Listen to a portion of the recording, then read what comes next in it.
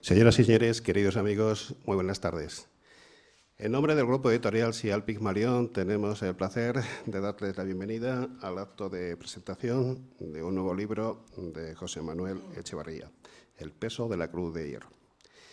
Me van a permitir que comience con el capítulo obligado de los agradecimientos. En primer lugar, a esta casa que nos acoge, a la Fundación Universitaria Española.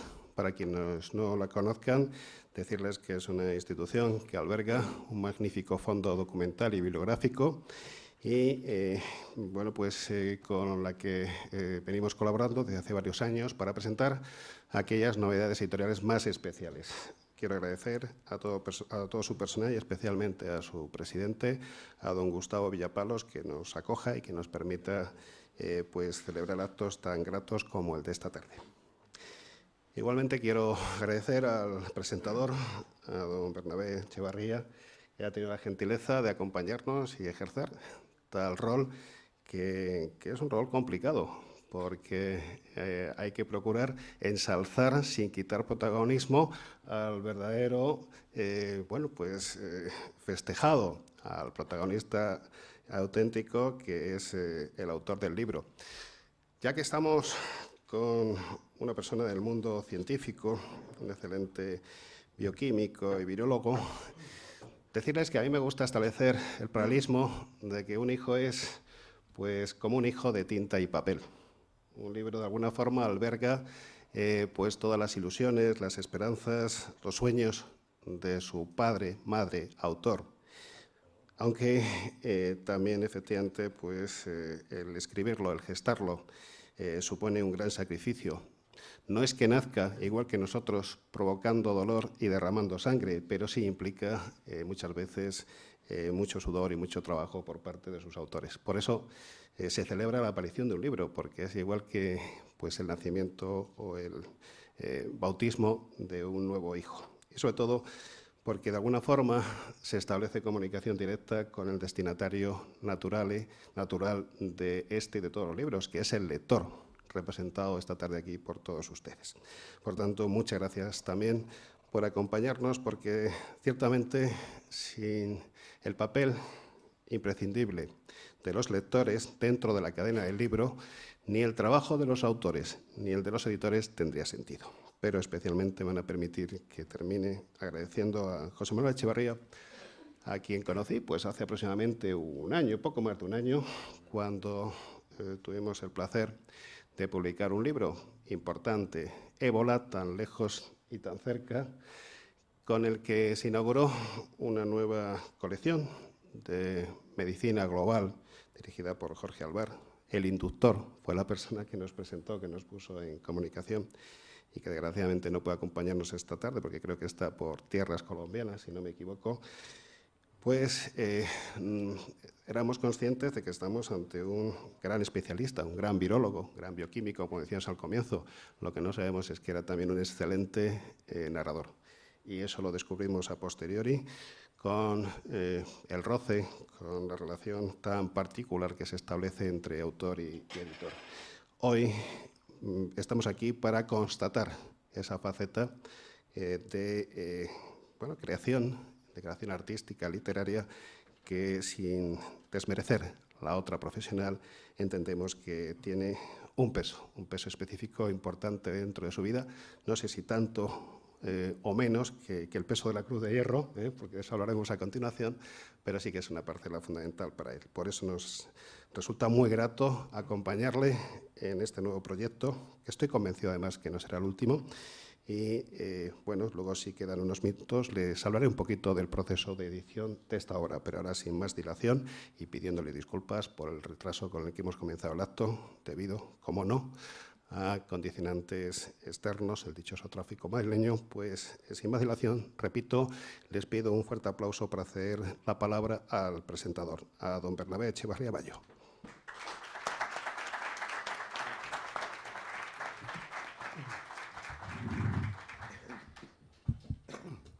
Hola, buenas tardes a todos.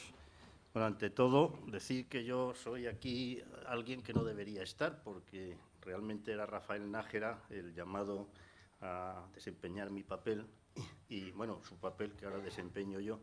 y habéis salido perdiendo, siento decirlo, que para mí era un gran atractivo que Rafael estuviera aquí.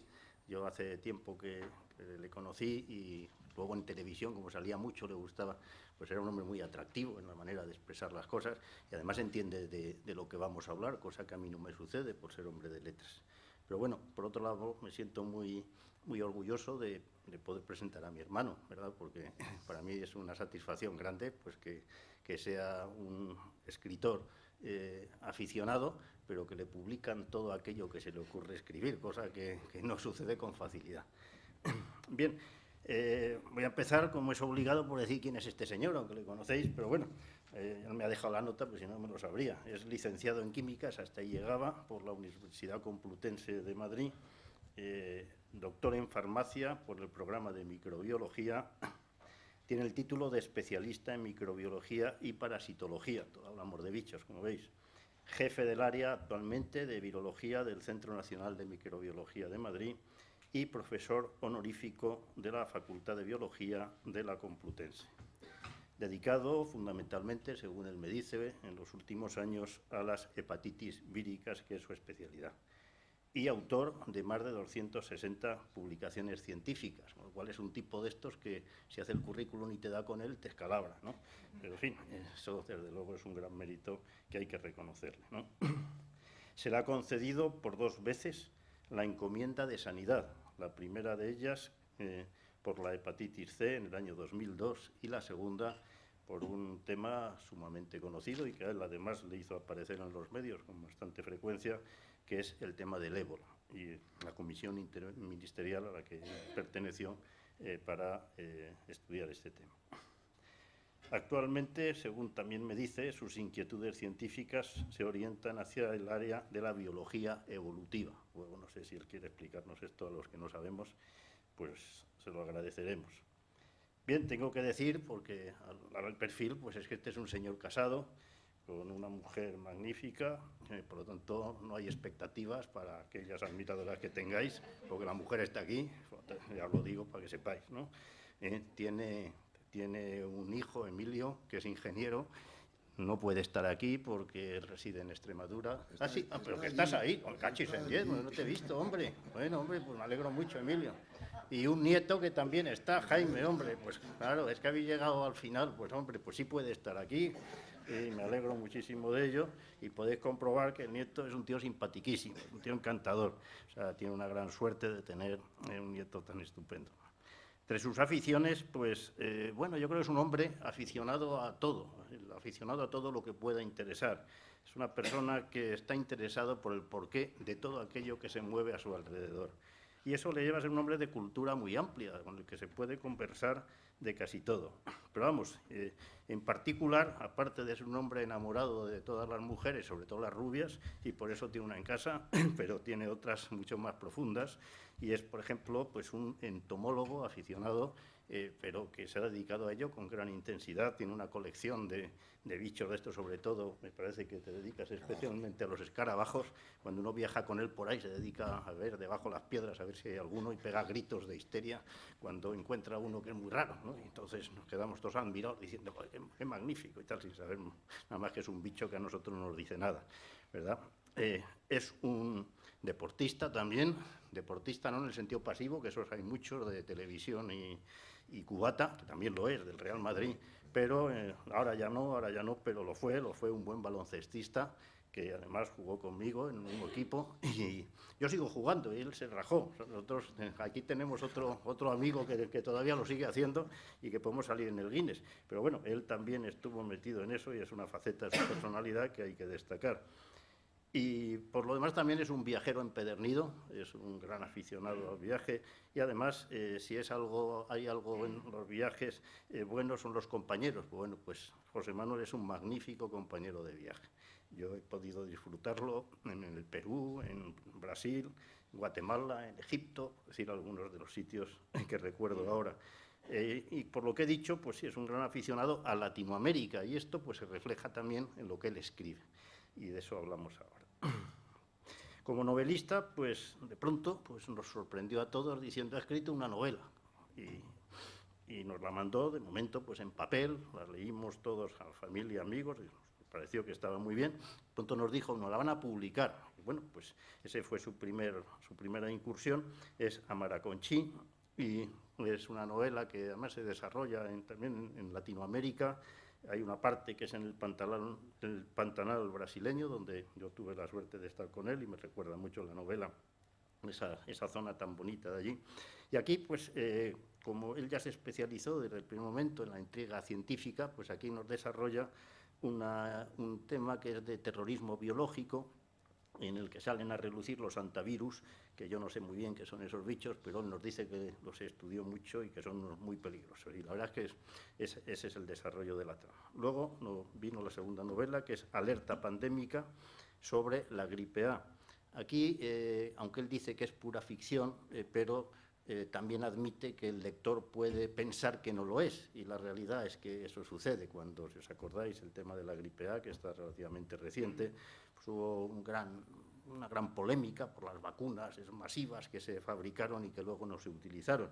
Bueno, pues ahí desarrolla toda una trama también de intriga en torno a este asunto.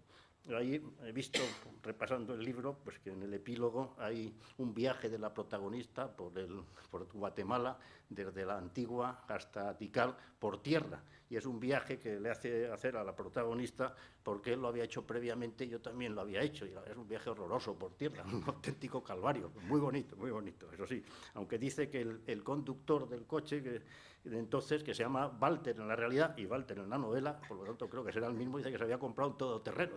Podía haber comprado antes, ¿no? Bueno, en el nuestro no era todoterreno. Y bueno, y ahora tenemos El peso de la cruz de hierro, que es la novela que presentamos hoy.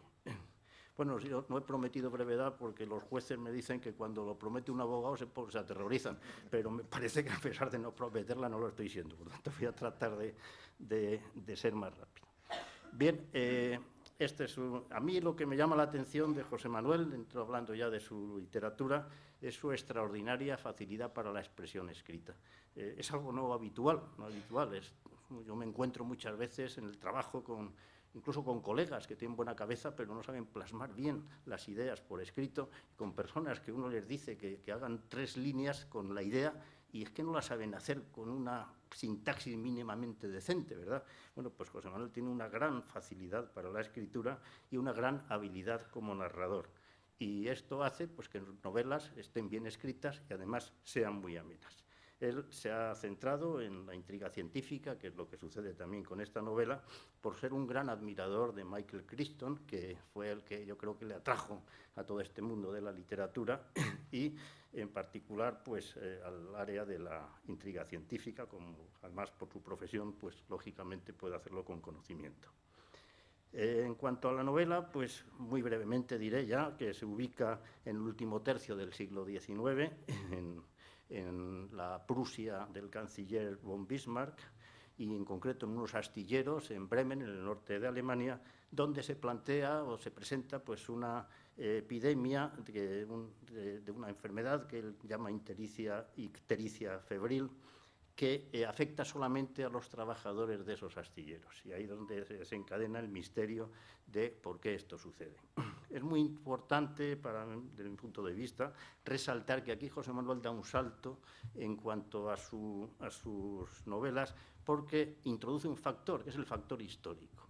Ya no las encuadra en el momento presente, sino que se va atrás en el tiempo, y esto supone que tiene que hacer un estudio histórico de la situación, que lo hace muy bien y está muy bien documentado. Hay un tablero político en esa época muy complejo, entrando todos los países de Europa a relucir, expresa muy bien las circunstancias y creo que desde ese punto de vista es muy interesante. Y luego también, y a mí me llama la atención, especialmente por mi condición de especialista en Derecho del Trabajo, el contexto social en el que se desarrolla la trama. Y aquí se destaca el movimiento obrero que hay en esa época. Ahí estamos en la época de la Segunda Revolución Industrial, cuando se plantea la entonces llamada cuestión social. Y todo esto lo trae a colación muy bien en la novela, porque es un contexto, un trasfondo que hay en toda la trama. Incluso hay un líder sindical que es uno de los protagonistas, o por lo menos de los personajes que entran en acción en esta novela. Pues bien, nada más que decir que esta es una novela muy entretenida, que se lee con agrado, con interés, Y además por eso, porque es interesante, no solamente es entretenida, es amena, que ya es mucho decir, porque, bueno, la literatura puede uno pretender algo más, pero muchas veces eso es lo suficiente. Pues aquí hay ese algo más, es decir, es una novela que aporta, y aporta cosas, por lo que he dicho, por el contexto histórico, por el contexto social, por el tema científico en sí, que lo explica muy bien y que cualquier persona no lega en el tema, como muchos de nosotros, pues lo puede entender, además de disfrutar de ella. Así que nada, pues disfrutar de la lectura de la novela y vamos a ver ahora qué nos cuenta José Manuel del contenido de ella o de lo que no quiera decir, que a mí no me lo ha dicho.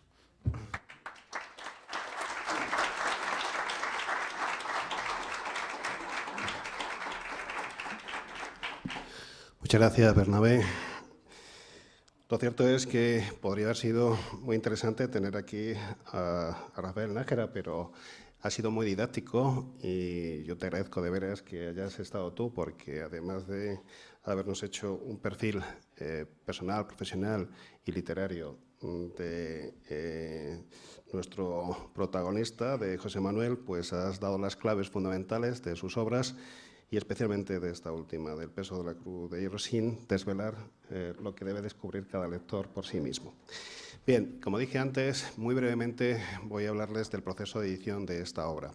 Y tengo que hacerlo para seguir con ese capítulo inicial de agradecimientos. En primer lugar, efectivamente, al doctor Rafael Nájera, prologuista, introductor de la misma, que en un breve lapso de tiempo pues nos hizo un prólogo, yo creo que muy adecuado porque él que conoce perfectamente a José Manuel y que conoce su trayectoria profesional y personal, pues ha hecho un texto sugerente que, como digo, es una antecámara, ¿no? Es una invitación a zambullirse en la lectura del libro, que es lo fundamental.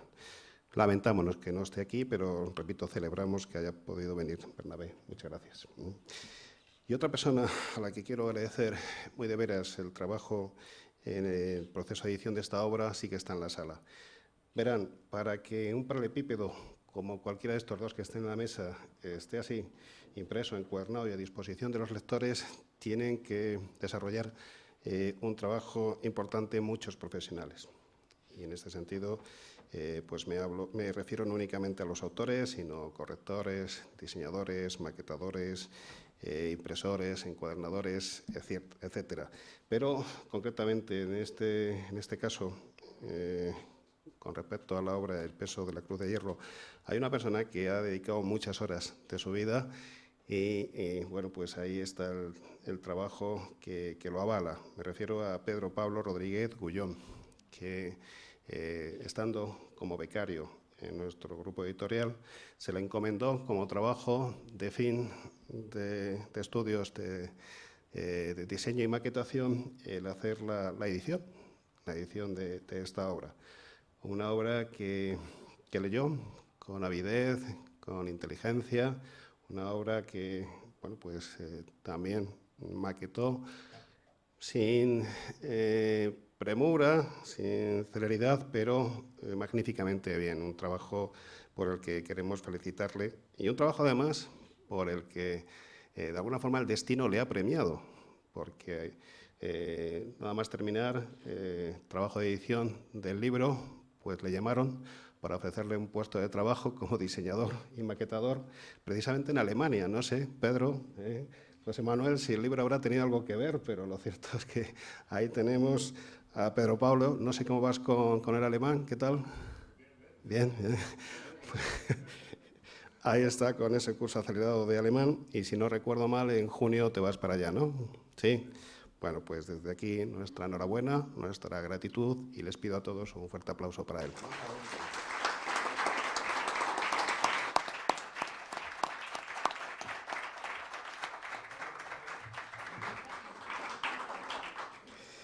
Repito, has hecho un excelente trabajo. Hay que decir públicamente, y el autor lo puede avalar, que trabajamos con distintas propuestas de cubierta, imágenes, todas ellas muy sugerentes, pero al final el diseño. Si decimos que los libros son hijos de tinta y papel, pues la cara de este nuevo niño de José Manuel, tanto la cara como la contracubierta, tanto la parte delantera de la cubierta como la contracubierta, es obra de Pedro Pablo. y la verdad es que es impactante. Todo el mundo que la ve dice eso, ¿no? Que llama la atención. Y eso es lo que pretendemos, que estando en los anaqueles, en los estantes de novedades de las librerías, el libro salte a la vista e incite a quien lo vea a tocarlo, a leer la contracubierta y, si es posible, a comprarlo. Pero a quien quiero agradecer de veras el que estemos aquí esta tarde es a José Manuel Echevarría. Una persona que confió en nosotros. Es cierto que tenemos amigos comunes, que son buenos introductores, de embajadores. Es cierto que, efectivamente, pues, en todo el proceso de edición de este libro sobre el ébola, que él coordinaba, pues estuvimos cerca comunicándonos de continuo. Pero ese era un libro colectivo, era un libro profesional. En este caso, pues es algo mucho más íntimo, más personal. Y como muy bien decía Bernabé, él no tiene problemas para publicar sus obras, ya lo demostró con las anteriores, y el que nos propusiera a nosotros para editar esta nueva, pues es motivo de satisfacción y de orgullo. Y yo se lo quiero hacer públicamente, sobre todo porque nos ha permitido conocer ese lado más humano de José Manuel, esa parte más personal, aunque siempre me consta es una persona afable, pero especialmente en ese trato más cercano, pues lo ha demostrado sobradamente. Por tanto, muchas gracias, José Manuel. Espero que este hijo tuyo, este nuevo hijo tuyo, nos dé muchas satisfacciones, especialmente a ti, pero también a nosotros como editores. Y además, muy pronto, pues estaremos muy cerquita de aquí. En apenas un mes estará batiéndose el cobre con las novedades editoriales aparecidas este último año, justo aquí, en el Retiro, en la próxima Feria del Libro. Ahí también podremos tener a José Manuel, pero especialmente estará su libro, en ese tête-à-tête con los lectores, donde ciertamente pues, se tiene que hacer valer por sus valores internos, ¿no? No quiero alargarme, lo importante es escucharle a él. También luego abriremos un pequeño turno de palabra por si alguno de ustedes quiere preguntar o participar en el acto. Pero, como decía antes, yo espero que este proyecto no sea el último. Hay otros proyectos profesionales en los que a lo mejor volvemos a coincidir, pero reiterarte, José Manuel, que ha sido muy grato trabajar contigo y, como te digo, espero que el resultado de esta nueva singladura literaria pues sea un acicate para que continúes escribiendo, porque si has jalonado o estás jalonando, estás cuajando una magnífica carrera profesional, yo estoy convencido que es lo único en lo que discrepo de Bernabé.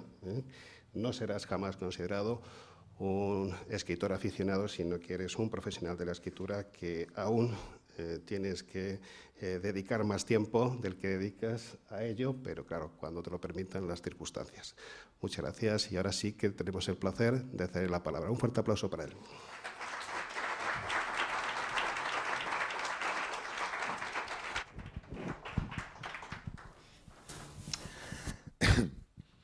Yo me voy a bajar ahí abajo porque eso de hablar desde mesas siempre me ha dado repelús, entonces prefiero, debe ser mi vena de profesor la que me hace acercarme al auditorio. Bueno, la verdad es que, ¿qué voy a decir de todo lo que se ha dicho sobre mí hasta ahora? Estoy abrumado, ¿no? Pero claro, pues por un lado es mi editor, ¿no? Por otro lado es mi presentador, que además es mi hermano, ¿no? Pues ¿qué van a decir? Pero bueno, como resulta que todos los que estáis aquí prácticamente sois mis amigos, ¿no? Y la verdad es que os tengo que decir que no contaba con que a la tercera, ¿no? Siguierais viniendo, o sea, ha sido espectacular, realmente me debéis querer mucho, ¿no? Porque a la tercera todavía seguís, ¿no? Entonces, pues esta vez, pues para hacerlo un poco más ameno, ¿no? Pues os he preparado unas pocas diapositivas con algunas fotos y tal para explicaros un poco, ¿no? Cómo he escrito esta novela, ¿no? Que es lo que voy a hacer. Os voy a explicar, ¿no? Por qué he escrito esta novela, precisamente esta y no otra, ¿no? Y cómo la he escrito, ¿no? Bien, un poco aquí tenéis las dos formas de novela que a mí me gustan más, ¿no?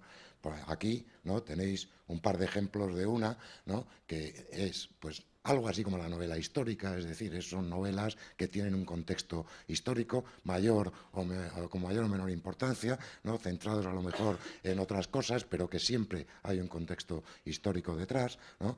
Y, bueno, pues estos dos ejemplos pues son ejemplos de literatura en castellano y de literatura en inglés, ¿no? En la literatura en castellano hay muchos, ¿no? ejemplos de novelas de estos y generalmente pues los autores suelen ser, como este señor de aquí, periodistas, ¿no?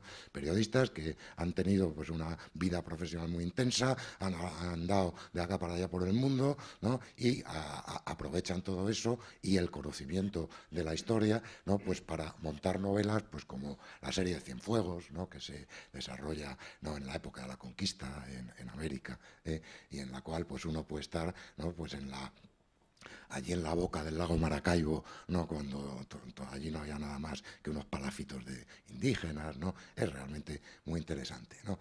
Esta otra de aquí es la ficción científica, y en esta, ¿no? pues todos saben lo que es, ¿no? Son historias donde de alguna manera los aspectos científicos priman, ¿no? y donde además uno puede, ¿no? si el escritor sabe hacerlo, uno puede aprender ciencia.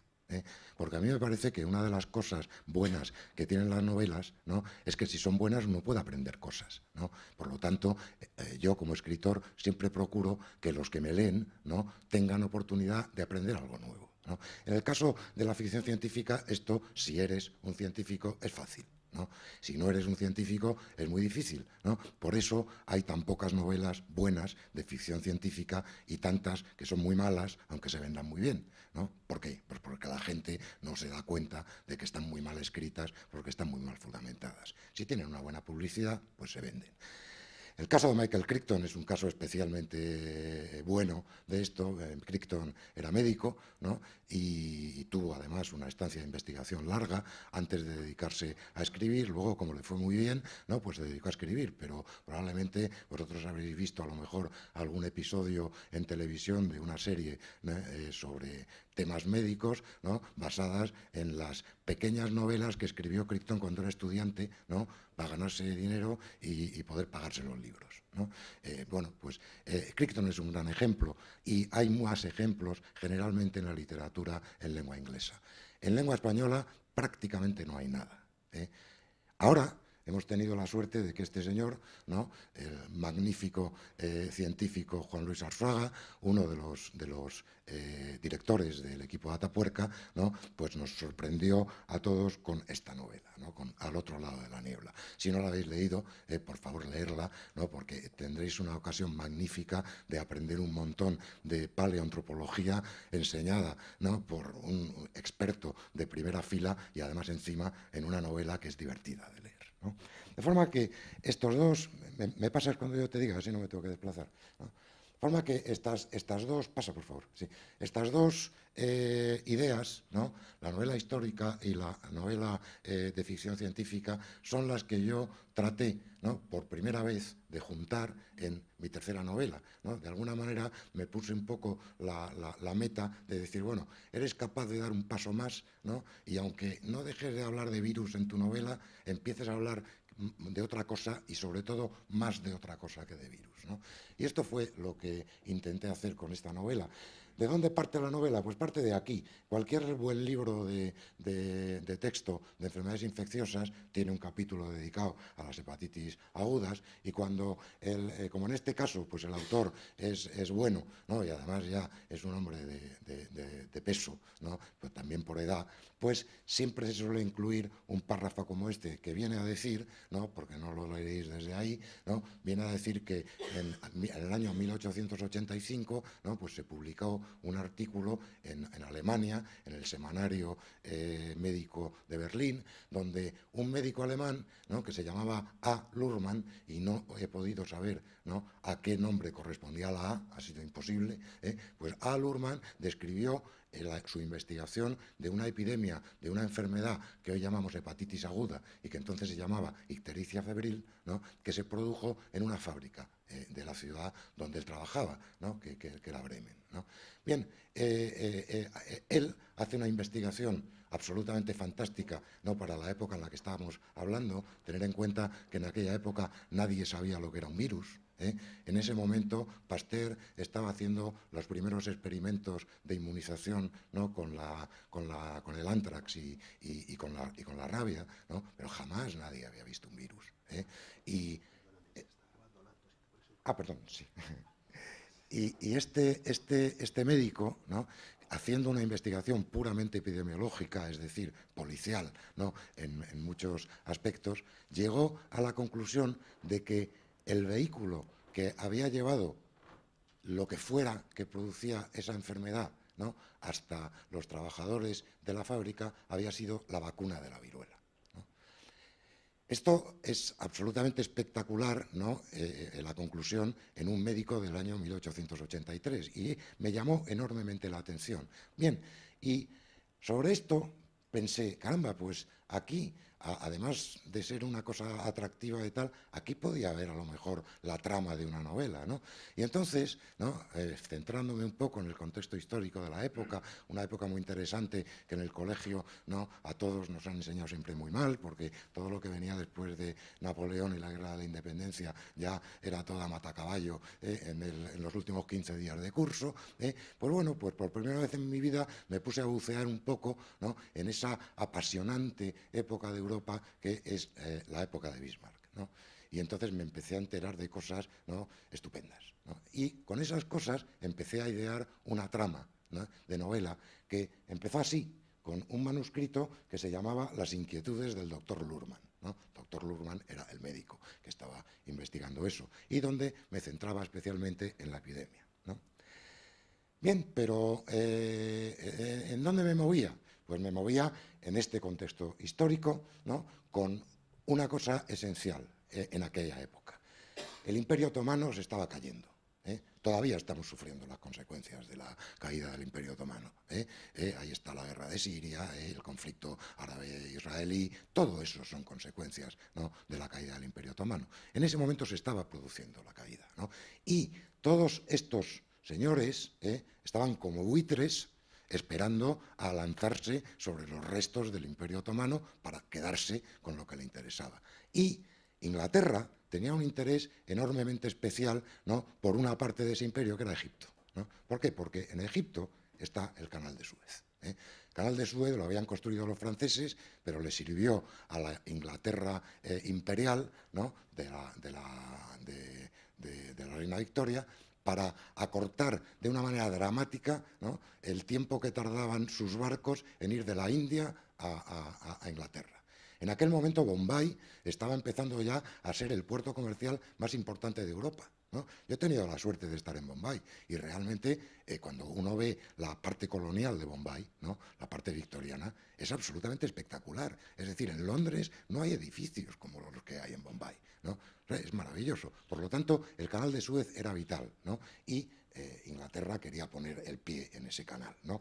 Todo eso lo tenía que soportar este señor que veis aquí, ¿no?, que era el Gedive, el gobernador que gobernaba Egipto, ¿no?, en el nombre de la Sublime Puerta, del Imperio Otomano, ¿no? Y pues tenía estos problemas, pero además tenía estos otros, ¿no?, personalizados en ese señor del bigote grande, ¿no?, que era un militar nacionalista, ultranacionalista, ¿no?, que estaba intentando pelear por un Egipto independiente, ¿no?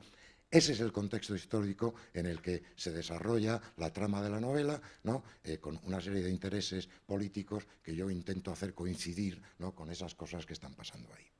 Y ¿cuál es el contexto científico, que es la segunda pata? Pues el contexto científico es también fantástico, ¿no? Es el momento en el que por fin la vacunación está empezando a imponerse en Europa. Esto lo explica estupendamente Rafael Nájera en el prólogo, ya lo veréis, cómo desde que Jenner descubre la vacuna, ¿no?, a finales del siglo XVIII, hasta que la vacuna logra imponerse de verdad, ¿no?, su uso en Europa, pasa más de medio siglo, ¿no? Y eso es porque la oposición que encontró, ¿no?, en diversísimos sectores sociales, ¿no?, la vacunación fue tremenda, ¿no? Este tipo de ilustraciones que veis aquí, donde podéis ver a lo mejor distinguir pues, a un señor que tiene cabeza de ternera, ¿no?, o otro que le está saliendo un rabo por ahí, ¿no? Esto era lo que se decía de lo que le pasaría a la gente, ¿no?, por inocularse, ¿no?, una linfa que provenía de un animal, ¿no? Lo que llamaban la linfa bestial. Y de hecho, en Inglaterra, ¿no?, donde más oposición hubo, pues empezaron a correr bulos de mujeres que se habían vacunado y que habían dado a luz a niños con cabeza de ternera. Y esto es cierto, esto sucedió así. De manera que en aquel momento, por fin, estaba empezando ya a vencerse esa resistencia, ¿no? ¿Para qué? Pues para acabar con el gran asesino. En el siglo pasado, en el siglo XVIII, la viruela había matado a 50 millones de europeos. Claro, os podéis imaginar cuántos europeos había en el siglo XVIII. 50 millones de europeos muertos de viruela solamente en el siglo XVIII. Es decir, era efectivamente el gran asesino que había que encadenar, y se le encadenaba con la vacuna. ¿Esto qué hizo? Esto hizo que incluso desde el mundo empresarial, ¿no?, se dieran cuenta de que vacunar a los trabajadores, ¿no?, era interesante. ¿Por qué? Pues porque evitaban que enfermaran, ¿no?, si había una epidemia de viruela. Y entonces las empresas empezaron a vacunar a sus trabajadores en lo que yo creo que es, ¿no?, que fue la primera actividad sanitaria empresarial, ¿no?, de la historia de la humanidad, ¿no? Y eso por un lado, en el aspecto práctico. Pero por otro lado, en el aspecto más teórico, estos señores que veis aquí estaban desarrollando un concepto que probablemente ha sido el concepto más importante en medicina, ¿no?, desde en el último siglo y medio, el concepto de inmunidad. Primero, este señor de aquí abajo, que se llamaba Bennikov y era ruso, pues desarrolló el concepto teórico sobre la base de lo que veis aquí, ¿no?, en esta imagen, que es la fagocitosis. Eso es un fagocito que veis que ha metido dentro unas bacterias, se las ha comido. Bien, Bennikov lo que hizo fue estudiar la fagocitosis y reflexionar sobre el funcionamiento del sistema inmunológico, que todavía no se llamaba así. Y estos otros tres señores se dedicaron a cosas más prácticas. Este de aquí, Robert Koch, que se le puede considerar el padre de la medicina infecciosa, ¿no?, de la infectología, ¿no? Pues Robert Koch, ¿no?, fue el descubridor del bacilo de la tuberculosis, ¿no?, y fue el primero, ¿no?, que llevó a la práctica los conceptos de inmunidad que estaban empezando a desarrollarse por otros. Y luego, especialmente, estos dos señores de aquí, ya más cercanos a mi campo de trabajo, porque estos ya sí eran microbiólogos, ¿no? De verdad, el primero, Louis Pasteur, como todos seguro que lo habéis reconocido, y este de aquí arriba, menos conocido, ¿no?, Emil von Behring, que además fundó una empresa que todavía dura, una empresa farmacéutica que todavía dura en Alemania. Bueno, pues ellos dos, ¿no?, estaban más dedicados a los aspectos prácticos del concepto de inmunidad. Por lo tanto, todos estos mimbres eran los que yo tenía cuando estaba escribiendo la novela. Bien, pues creció el manuscrito, creció, y a medida que crecía y que la trama se me iba complicando, esto es una cosa que a mí me pasa siempre. Yo no sé si hay novelistas que se sienten completamente cómodos escribiendo sus novelas desde la primera página hasta la última. Yo no. Yo empiezo muy bien, ¿no?, y cuando llevo como 70, 80 páginas empiezo a entrar en pánico porque aquello, ¿no?, se empieza a complicar y no tengo ni la más ligera idea de lo que va a pasar después, ¿no? Y entonces digo, bueno, pero ¿por dónde voy a salir yo de esta?, ¿no? Bueno, pues siempre, ¿no?, hay un personaje que viene a rescatarte. Y es que viene el personaje, es decir, no es que tú te lo inventes, no, el personaje viene, ¿no? Y podéis decir que soy un cuentista, pero no, es verdad, el personaje viene un día, ¿no? Te aparece en la cabeza, ¿no?, y de pronto ves claro lo que antes veías oscuro. Y entonces, una cosa que yo aprendí cuando estaba escribiendo esto, es que en aquella época también estaban empezando a nacer los servicios de inteligencia modernos en Europa.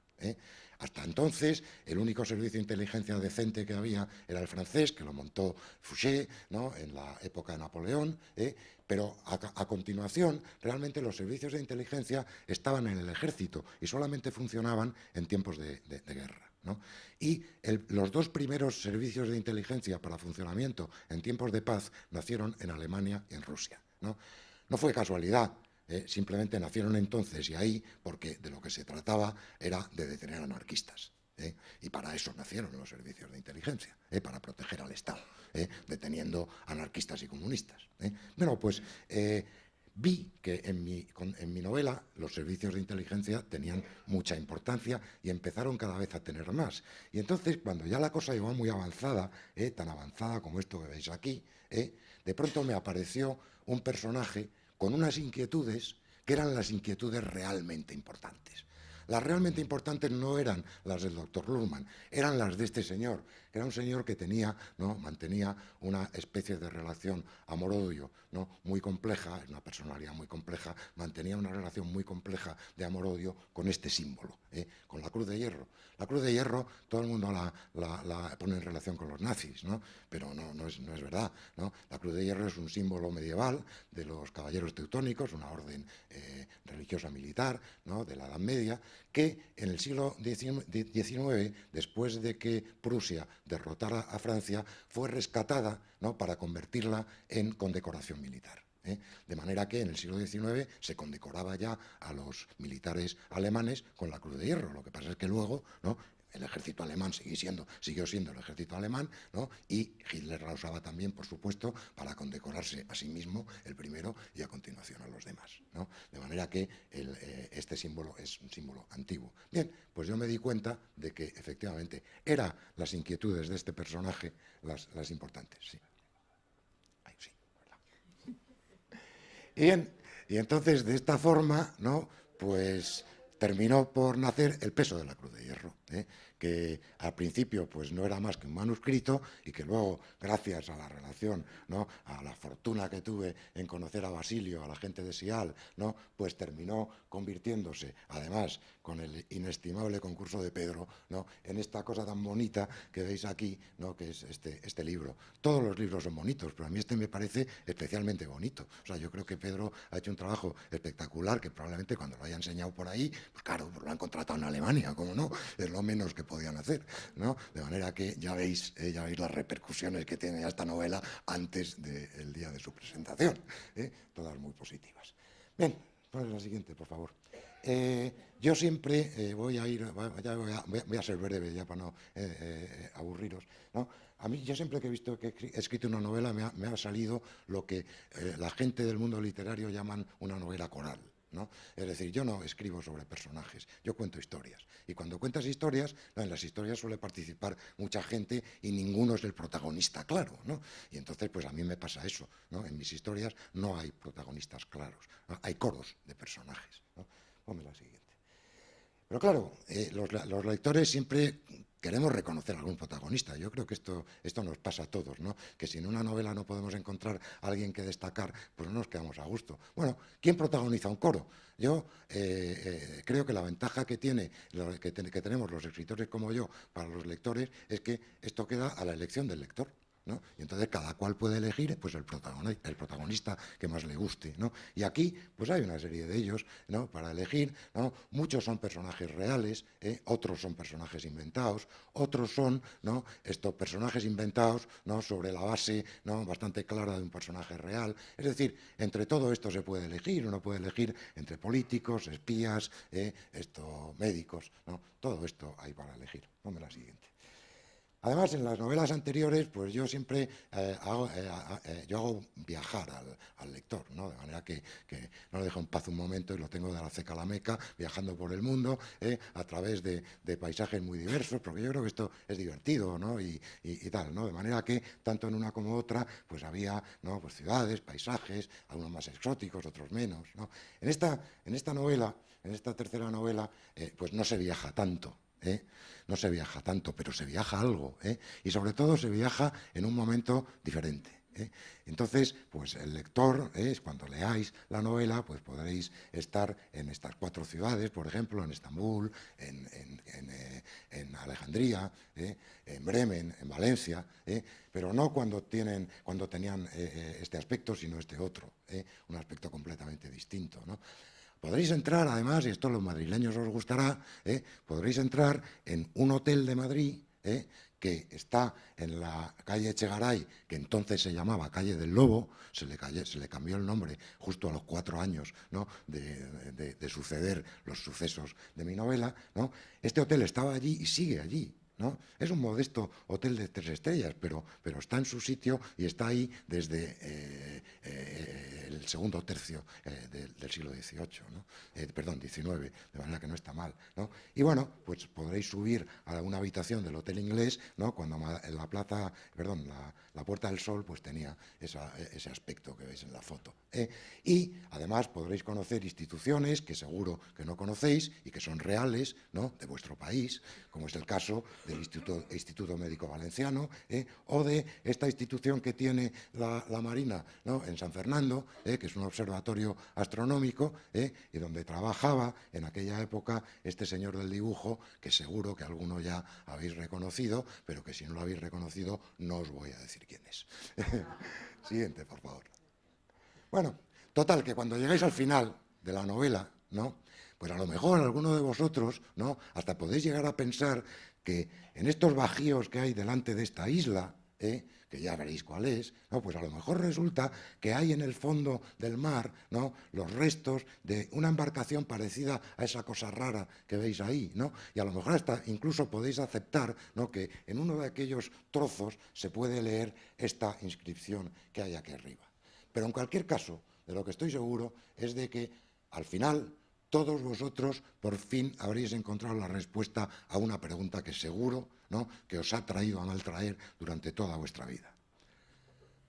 ¿Existió alguna vez M? ¿Sabéis si existió alguna vez M o no? Pues en la novela os vais a enterar, ¿no?, de si existió o no existió M, pero es más, os vais a enterar de quién fue M. Siguiente, por favor. Y bueno, nada más, esto solo deciros que la historia y la ciencia os están llamando desde dentro de este librito, ¿no?, y que os agradezco muchísimo que, aunque todavía no hubieseis escuchado la llamada, hayáis venido aquí porque os he llamado yo. De manera que muchas gracias.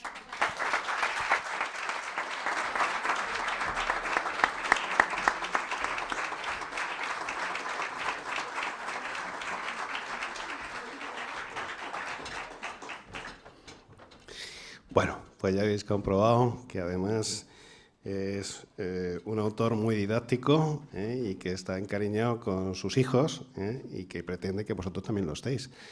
Antes de finalizar, como hemos ido muy bien, el acto ha ido muy fluido, tendríamos tiempo por si alguien quiere formular una pregunta, hacer un breve comentario, participar directamente en el acto. ¿Algún voluntario o voluntaria? O a lo mejor Jaime quiere preguntarle algo al abuelo. ¿Quieres preguntarle algo al abuelo, Jaime? No, no. Me temo que no. Bien, pues... Coge el micro, por favor. Bueno, primero un comentario. Has dicho, hablando de los personajes que le llevan al escritor, un común amigo nuestro, Miguel, que yo presenté de él un libro hace poco, a título póstumo. Es el segundo libro que presento este año, curioso. Nunca lo había hecho ni pensaba que fuera a hacerlo. Decía que el personaje le controlaba a él y no él al personaje, y que le llevaba a sitios donde él no quería ir, pero que no lo podía evitar. Bueno, aquí está Isabel, su mujer, para la que luego pido un aplauso, que es un gran compañero tuyo como escritor. Bueno, después de eso también quiero preguntarte otra cosa. El primer día, o el primer libro que escribiste, dijiste que se acabó, que ya no ibas a escribir más libros. Eso es evidente que no lo cumpliste. Estoy seguro que este no es el último, pero dinos algo, hombre, sobre qué tienes entre manos. Bueno, luego me escuchan la parte profesional y ya veremos, ¿eh? Bueno, sí, yo hace como 2 años, una cosa así, cuando ya tenía muy terminado esto, ¿no?, pues pensé que quería dar otro paso más. Y entonces me dije, José Manuel, ahora vas a escribir una novela histórica sin nada de virus. ¿no? Ya está, ya los virus aparcados completamente, ¿no? Sin nada de virus. Esta vez te vas a enfrentar, ¿no?, a ti mismo como escritor, ¿no?, en pelota picada, es decir, sin tener la ventaja, ¿no?, de estar manejando los conceptos de tu profesión y de tu formación específica, ¿no? Y entonces, pues me cayó en las manos un artículo, ¿no?, sobre una mujer a la que yo no conocía, ¿no?, y que por lo demás había mucha gente que sí, pero yo no, porque no soy especialmente aficionado a la pintura. Me gusta, pero no soy especialmente aficionado. Y entonces me enteré, ¿no?, de que hay una mujer que es la única mujer que tiene algún cuadro colgado en el Museo del Prado, ¿eh? Es una pintora italiana del siglo XVI, que hasta ahora muy poca gente conocía, pero que sin embargo pues se dio a conocer cuando algunos cuadros que están en el Prado atribuidos a Sánchez Cuello, fundamentalmente, ¿no?, pues los expertos, ¿no?, cambiaron la atribución y dijeron a todo el mundo que esos cuadros eran de Sofonisba Anguissola, ¿no?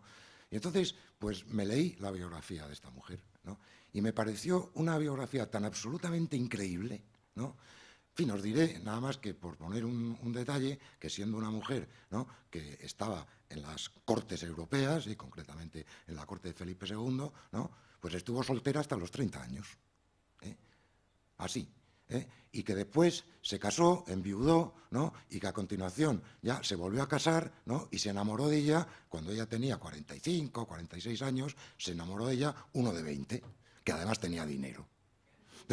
Es decir, una mujer espectacular, ¿no? Entonces, me interesó tanto el personaje que empecé a pensar en escribir algo sobre la época en la que estuvo aquí, en España, en la corte de Felipe II, ¿no? Y, pues, escribí un poco y no se me ocurría nada, ¿no? Porque eso te pasa a veces, que no se te ocurre nada. Aparqué lo escrito, ¿no? Y afortunadamente, por una circunstancia que no viene al caso explicar para no alargarme, ¿no?, pues hace aproximadamente un par de meses, una cosa así, he retomado ese manuscrito, ¿no?, y en este momento pues llevo escritas 100 páginas, ¿no? Y va funcionando, de manera que tu pregunta queda respondida. Ese es el proyecto. Ahora tenemos que emplazar a tu editor para que esté al tanto de tu trabajo. Por supuesto, estaremos al tanto, pero hay una cuestión fundamental. Yo iba a terminar mi intervención diciendo, señoras y señores, queridos lectores, si quieren hacer felices al menos a 2 personas, al editor y al autor, compren el libro. Ahora con más razón, si hay otro en la antecámara, pues tiene que funcionar este y por supuesto estaremos encantados de publicar el siguiente.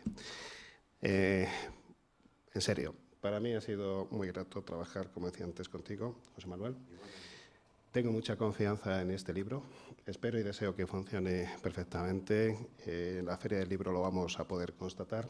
Y, por supuesto, una vez que has abierto la puerta de nuestra casa, permanecerá abierta siempre, porque nosotros mantenemos la idea o intentamos acuñar el concepto de familia, de gran familia literaria.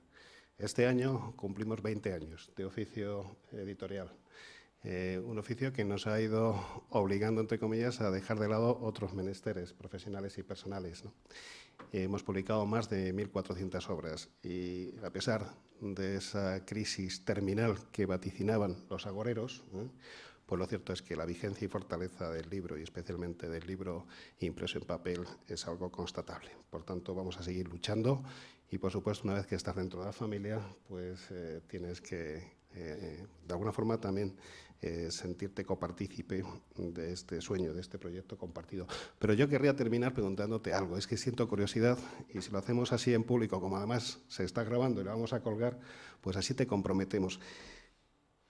José Manuel, ¿se nos acerca algún tipo de epidemia, pandemia, susto o alarma sanitaria? Porque de verdad es que cada vez que estoy contigo, tus colegas, se me suscita esta idea, ¿no? Y aunque luego, la verdad es que salimos de todo, porque hace un año y pico pues parecía que todos íbamos a perecer, ¿no? Con el dichoso ébola, ¿no? Y ya estábamos preparándonos. ¿Hay algo que vaticine que se pueda volver a presentar un panorama, una situación de alarma sanitaria como las que hemos sufrido en los últimos años? Mira, Basilio, yo soy un virólogo raro, porque no me gusta asustar al personal, a mis colegas. A mis colegas en general les gusta, ¿no?, asustar a la gente. A mí no, a mí me gusta hacer todo lo contrario. Pero vamos a ver, tu pregunta no tiene como respuesta ni un sí ni un no. O sea, es absolutamente imposible saberlo, ¿no? Hay una cosa, y aprovecho la pregunta simplemente para dejar el concepto ahí, ¿no? Hay una cosa que está muy de moda últimamente en la ciencia, en la medicina también, ¿no?, pero en la ciencia en general, ¿no?, que es la predicción, ¿eh? Creemos, y estamos equivocados, que podemos predecir las cosas con gran exactitud, ¿no?, y con mucho tiempo y perspectiva, ¿no? ¿Por qué? Pues porque los ordenadores son cada vez más potentes, ¿no? Fabricamos modelos matemáticos muy complejos, ¿no? Esos ordenadores hacen en 5 minutos, ¿no?, lo que antes directamente era imposible hacer, o sea, se necesitaría 2 vidas, ¿no?, para hacerlo. Y entonces el manejo de los modelos y de los ordenadores, ¿no?, con gran velocidad de cálculo, ¿no?, pues dan respuestas, ¿eh? Esas respuestas, por supuesto, tienen después por detrás toda una serie de maquinaria estadística, ¿no?, que tiene condicionantes, limitaciones, ¿no?, confusión, etcétera, etcétera, pero nadie lo dice, ¿no? Y entonces, en la prensa, pues se nos presentan las conclusiones sin hacer ninguna referencia a nada de eso, como si aquello que nos dicen fuera efectivamente una predicción verdadera, ¿no? Afortunadamente, el mundo vivo es impredecible, porque si no sería un mundo soberanamente aburrido, ¿no? Yo creo que para nuestra fortuna no podemos predecir nada que tenga que ver con la biología.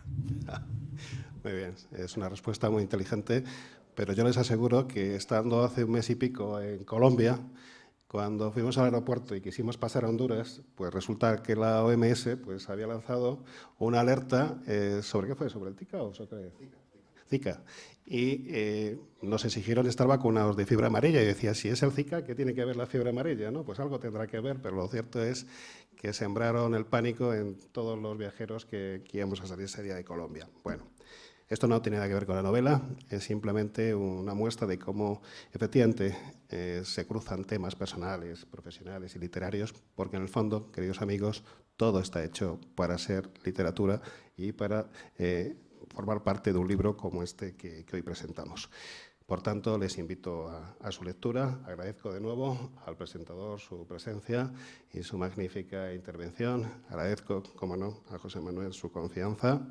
Por supuesto, a Pedro le deseamos mucha suerte. ¿A qué parte de Alemania vas? Al norte. Bueno, pues yo ya he propuesto al Instituto Cervantes de Bremen, ya les he propuesto que se presente allí el libro. Por tanto, si va para allá José Manuel, acércate tú y le acompañas en la presentación, que a mí me pilla un poquito más lejos, ¿de acuerdo? Y gracias a todos ustedes por su presencia. Hasta siempre.